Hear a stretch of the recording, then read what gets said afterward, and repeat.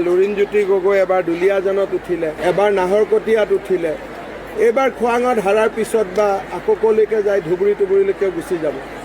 গতিকে লুৰিণজ্যোতি গগৈ কোনো এটা জেগাত ফিক্স হৈ থাকিব নোৱাৰে আৰু আজিকালি তেওঁৰ কথা বতৰাবিলাক খালি মিয়াৰ কাৰণেই কয়, অসমীয়াৰ কাৰণেতো কথাও নকয়।